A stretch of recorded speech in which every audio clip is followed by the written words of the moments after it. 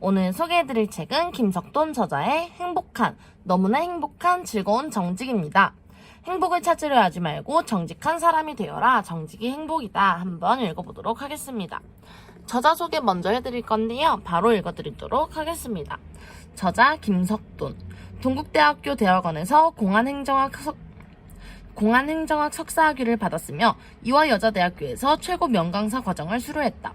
충남 당진 경찰서장, 경찰청 여성청소년 과장, 안산 단원 경찰서장, 서울 강북 경찰서장, 충남지방 경찰청 정보화장비 담당관, 충남 서산 경찰서장으로 근무했다. 목차로 넘어가도록 하겠습니다. 파트 1. 인간의 본질은 정직이다. 파트 2. 정직이 나를 세워주는 뼈대이다. 파트 3. 나를 최고로 만들고 싶다면 정직하라. 파트 4. 정직으로 나를 혁명하라. 파트 5. 위대한 사람은 정직했다 입니다. 그럼 오늘은 파트 1. 인간의 본질은 정직이다 읽어보도록 하겠습니다. 정직하게 산다는 것은 맑은 영혼으로 사는 것이다. 맑은 영혼으로 산다는 것은 우리의 정서가 정직하다는 것이다. 정직의 사전적 의미는 마음의 거짓이나 꾸밈이 없이 바르고 곧음이다. 사전적 의미로 보면 정직의 근원은 마음이다. 그 마음의 거짓과 꾸밈이 없이 순수해야 정직한 것이다. 정직의 근원이 되는 마음은 어디에서 왔을까? 마음의 근원은 영혼이다. 마음 세계를 지배하는 영혼은 육체와 함께 나를 구성하는 생명체이다. 그 중에 영혼이 주인이고 육체는 영혼을 받쳐주는 틀이다. 사람들에게 나를 그려보라고 하면 육체를 그린다. 얼굴과 몸, 팔, 다리를 그리고 이것이 나라고 한다. 이는 눈에 보이는 나의 틀, 형체만 그리기 때문이다. 형체만으로는 완전한 나를 구성하지 못한다. 나의 주인으로서 영혼은 생각의 세계와 육체를 지배한다. 생각의 세계는 다양하다.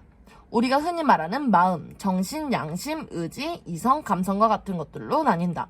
결국 정직하게 산다는 것은 마음의 거짓이나 꾸밈이 없어야 하고 그러기 위해서는 그 마음의 근원이 되는 영혼이 맑아야 한다. 우리의 영혼은 본래 맑다. 깨끗하고 신선하다. 그런 영혼에서 나오는 마음은 편안하고 아득하며 느긋하다. 누구를 시기하거나 질투하지 않고 욕심을 내지 않는다. 그래서 영혼을 하늘이 준 마음이라고도 하고 본성이라고도 한다. 우리 인간은 본래 정직하다. 거짓이나 꾸밈 없이 태어났다. 문제는 이 맑은 영혼이 맑은 상태를 유지하지 못하고 자꾸만 혼탁해지고 오염이 된다는 것이다. 세상이 너무 혼탁하다 보니 우리의 영혼에 때가 묻거나 오염되기도 한다. 거친 세상에 우리의 영혼이 질에 겁을 먹고 주눅이 들기도 하고 심하면 거친 세상에서 우리 영혼을 빼앗기기도 한다. 우리는 하늘이 준 마음, 본성을 맑고 신선하게 간직해야 한다. 맑은 영혼으로 살아가야 한다. 맑은 영혼으로 살아가는 방법을 터득하고 실천하는 것이 하늘이 준 삶을 살아가는 길이다. 무소유의 정신의 가르침을 주고 떠나신 법정 스님은 2003년 6월 정기법회에서 본래의 내 마음을 찾는 법에 대하여 이렇게 말씀하셨다. 마음속에 있는 욕망, 미움, 질투, 번뇌와 같은 망상 때문에 우리 마음이 평화롭지 않습니다. 그것들을 비울 때 본래 자기로 돌아갑니다. 본래의 내 마음이 곧 무심입니다. 무심이란 마음이 없는 것이 아닙니다. 마음속에 아무것도 담아두지 않았다는 것입니다. 비유하자면 텅 빈 항아리와 같습니다. 관찰하십시오. 지금 내 마음에 담아둔 것이 있는가? 항아리처럼 텅 비어있는가? 아니면 무엇으로 가득 채웠는가? 때묻지 않고 맑고 투명한 마음이 우리의 본래 마음입니다. 라고 설법하셨다. 또한 어느 신도가 스님에게 스님 무슨 재미로 그 산중에 혼자 지내십니까? 라고 물어오면 스님은 선뜻 이렇게 대답하신다고 한다. 신음을 길어다가 차다를 마시는 재미로 삽니다. 한 잔의 차를 통해서 늘 삶에 대한 고마움, 이 세상에 대한 고마움, 출가 수행승에 대한 고마움을 느끼게 된다고 하신다. 삶의 재미에 관해서도 소개하셨다. 한밤중에 깨어나서 조용히 벽에 기대어 신음물 소리에 귀를 기울이고 있으면 그렇게 좋을 수가 없습니다. 경험해본 사람들은 알 것입니다. 낮에 흐르는 물소리와는 다릅니다. 모든 것이 잠들어 있는 그 시간에 흐르는 신음물 소리에 조용히 귀를 맡겨두고 있으면 더없이 마음이 평화롭고 정신이 투명해집니다. 전에도 느끼지 못한 것은 아니지만 요즘 들어 그것을 재미로 누리고 있습니다. 스님의 말씀을 들으면서 우리는 너무 많은 것을 담으려고만 하고 있다는 자성을 하지 않을 수 없다.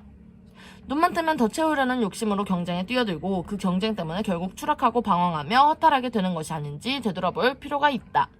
많은 사람이 실직과 돈에 대한 두려움에 쫓기고 살고 있다. 자기 자신을 돌아볼 여유 없이 오직 월급과 승진 혹은 퇴직 후 안정만을 바라며 살아가고 있다. 이렇게 살아가는 사람을 영혼이 없는 사람이라고 한다. 숨은 쉬고 있지만 영혼이 없는 시체 인간인 것이다. 영혼을 찾아야 한다. 내가 누구인지, 어떻게 살아야 나의 영혼을 위해 사는 것인지, 나의 영혼은 나에게 오늘 하루를 어떻게 살라고 하는지 생각하면서 살아야 한다. 내가 내 영혼을 찾지 않으면 누구도 내 영혼을 찾아주지 않는다. 또 한 가지 명심해야 할 일이 있다. 인간은 돈과 권력을 추구하지만 영혼은 돈과 권력을 필요로 하지 않는다는 것이다. 맑은 영혼은 나에게 만족을 주지만 돈과 권력은 영원한 만족을 주지 못한다. 영혼이 나의 주인이다. 진정한 만족을 느끼고 진정한 행복을 느끼기 위해서는 나의 영혼을 주인으로 알고 살아야 한다. 거친 세상에 주눅들지도 흔들리지도 말아야 한다. 혼탁한 세상에 물들지 않은 맑은 영혼, 깨끗한 영혼으로 살아가야 한다. 영혼이 맑은 삶은 자연스러운 삶이다. 편안한 것이며 꾸밈이 없는 것이다. 정직하게 산다는 것이 바로 이렇게 사는 것이다. 맑은 영혼으로 살고자 하는 사람들을 꼽으라면 시인을 꼽을 수 있다. 시인이란 맑은 마음으로 사물을 보고 맑은 언어로 마음을 담아내고 맑은 마음을 공유하려는 사람이다. 좋은 시를 가까이 하는 것만으로도 우리의 영혼이 맑아지는 것을 느낀다. 시의 한 수를 읊으면서 우리의 영혼을 맑게 해보자. 영혼이 맑은 사람, 정연복. 영혼이 맑은 사람은 자기를 티내지 않는다. 나 여기 있다고 수다스럽지도 않고 나를 좀 알아달라 안달을 떠는 법도 없다. 그냥 들꽃같이 조용하고 다소곳하다. 그런데도 사람들은 느낌으로 금방 알 수 있다. 꽃향기 바람 타고 멀리 날아가듯 하늘이 제 모습 감출 길 없듯 해맑은 영혼이 풍기는 은은한 그 향취. 우리 마음에 와닿아 생명을 살리는 기운이 된다. 진실하게 사는 것이다. 진실이란 사람의 마음이 정직한 것이다. 마음에 거짓이 없어야 한다. 정직하기 위해서는 마음에 거짓이 있어도 안 되지만 바른 마음과 거짓된 마음이 섞여 있어서도 안 된다. 바른 마음만으로 꽉 차 있는 상태가 진실이다. 마음이 충실하다는 것이다. 진실과 거짓의 싸움터가 경찰서다. 범인은 진실이라며 경찰관에게 자기 말을 믿어달라고 큰 소리를 치고 경찰관은 거짓말하지 말라고 진실을 말하라고 추궁한다. 겉으로 봐서는 범인이 진실을 이야기하는데 경찰관이 그 진실을 믿어주지 않는지 아니면 범인이 거짓말을 하는지 알기가 어렵다. 증거를 하나씩 들이대면 진실이라며 거짓말을 하던 범인이 진실을 토로하지만 증거가 빈약한 사건은 서로 자기가 진실이라며 경찰과 범인이 대립한다. 진실은 하나다. 하나인 진실을 가지고 사람들은 서로 다른 이야기를 털어놓으며 자기가 진실이라고 한다. 그래서 하나인 진실이 여러 개의 사실로 갈라진다. 진실인 사실도 못 믿고 거짓인 사실도 진실인 양 행세하기도 한다. 이것이 현실이다. 사람이 사람을 믿지 못하게 되자 영악한 사람들이 그냥 있을 리 없었다. 사람이 거짓말을 하는지 아닌지를 가려내는 기계를 만들어냈다. 거짓말 탐지기라는 기계다. 사람이 거짓말을 할 때 온전한 상태와는 다른 신체적 반응이 나타나는 것을 이용하여 거짓인지 참인지를 가려내는 기계다. 그러나 재판에서는 거짓말 탐지기의 측정 결과를 증거자료로 사용하지 못하도록 제한하고 있다. 기계도 못 믿겠다는 것이다. 다만 보조자료로 이용할 뿐이다. 참기름에도 진짜라고 써붙이지만 그것을 믿는 사람이 없다. 손님이 몰리는 식당 골목에는 원조만으로는 부족해서 진짜 원조라는 간판을 달지만 여전히 믿기는 어렵다. 거짓과 진실을 밝혀낼 마땅한 방법이 없게 되었다. 거짓이 사실로 둔갑하고 진실도 진실로서 믿음을 살 수 없는 사회가 된 것이다. 이런 사회를 두고 신뢰를 잃은 사회, 불안이 판치는 사회, 정직하지 못한 사회라고 한다. 옛날 선비들은 진실을 최고의 덕목으로 알고 신독이라는 사상을 행동 지침으로 삼았다. 유주라는 사람이 지은 유자신서의 신독편에는 행불궤영이라는 말이 나온다. 홀로 있어도 스스로 부끄러움이 없어야 한다는 뜻이다. 행불궤영은 독립불차명 독침불개금에서 따왔다고 한다.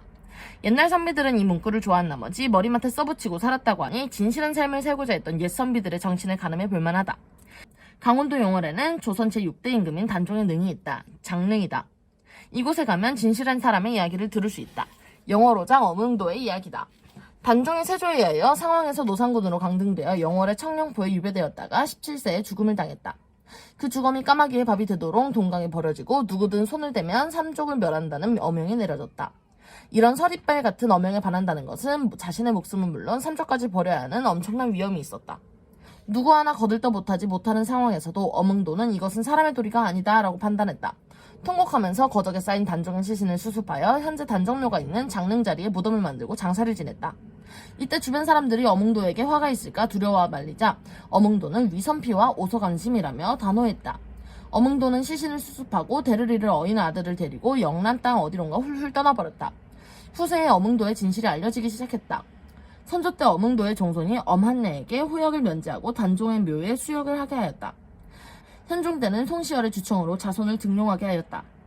영조 임금은 어흥도에게 충의공이라는 시호를 내리고 사육신과 더불어 영월 창절사에 그의 신주를 모시도록 하였다.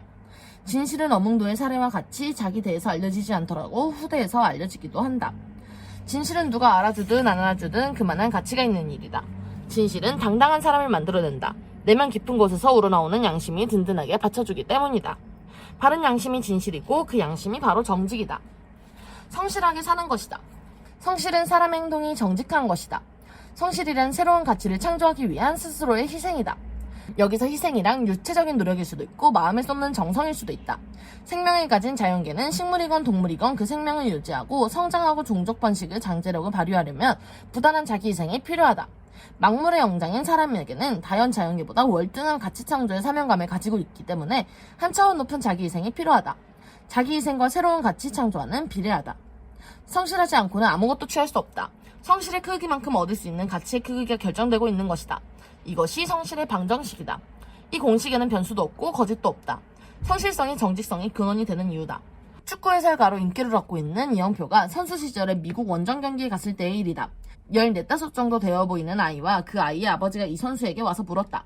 어떻게 하면 축구 선수로 성공할 수 있습니까? 가장 중요한 한 가지만 말씀해 주십시오.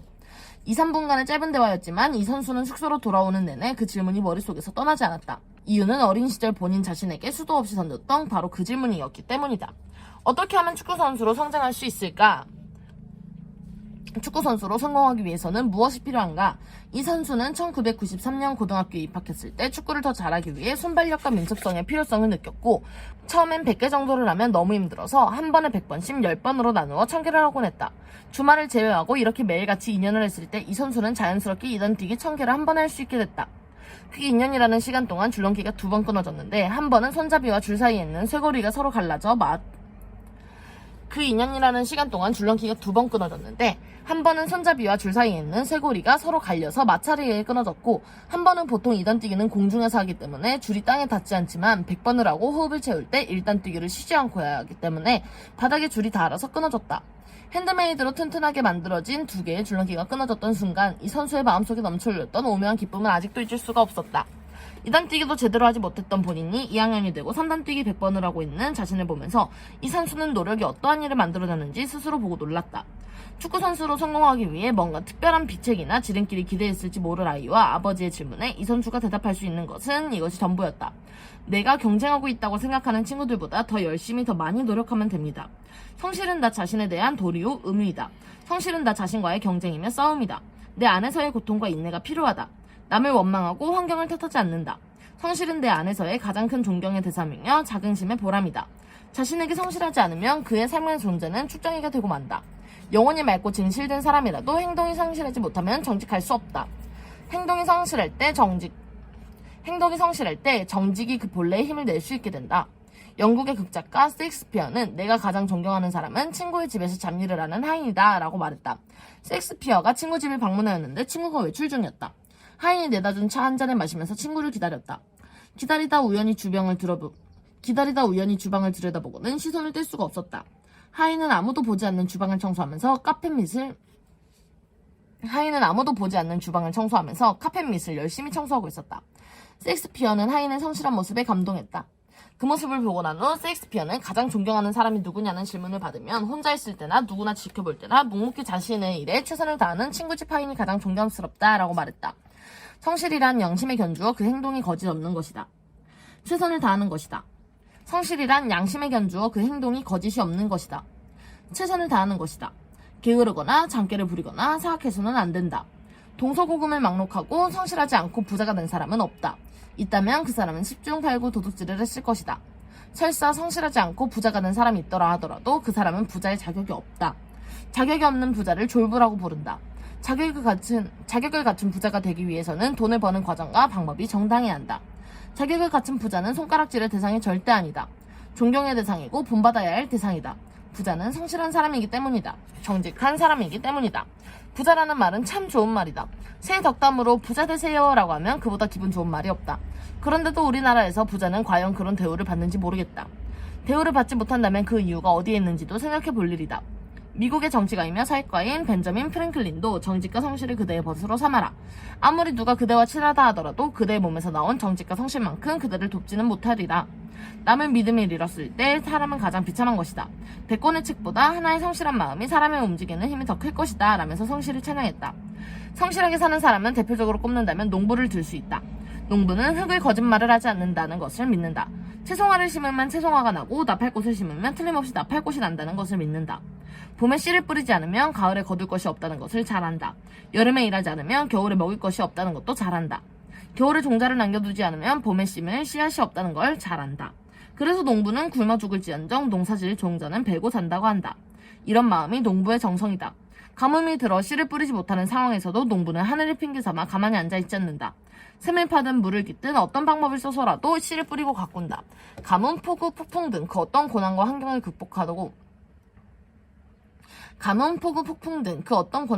극복하고라도 기어코 가을 추수거리를 만들어내고야 만다. 농부는 잠시도 쉴 틈 없이 일한다. 이러한 농부의 정성, 농부의 행동이 성실이다. 시대가 바뀌어 농경사회가 정보화 시대로 발전하고 아이디어 하나로 큰 부를 이루는 지식경제 시대, 디지털 시대에 살고 있어도 성실의 원칙은 변하지 않는다. 공부하는 사람은 열심히 공부해야 한다. 회사에 나가 일하는 사람은 정성을 다해 일해야 한다. 공무원도 정성을 다하여 국민을 섬겨야 한다. 예나 지금이나 성실한 사람만이 잘 살 수 있다. 디지털 시대에 참신한 아이디어도 성실하지 않으면 떠오르지 않는다. 성실하다는 것은 행동이 정직하다는 것이다. 행동의 정직이 이렇게 소중하다. 여기까지 김석돈 저자의 행복, 너무나 행복한 즐거운 정직이라는 책이었는데요. 그렇다면 오늘은 여기서 그만. 안녕.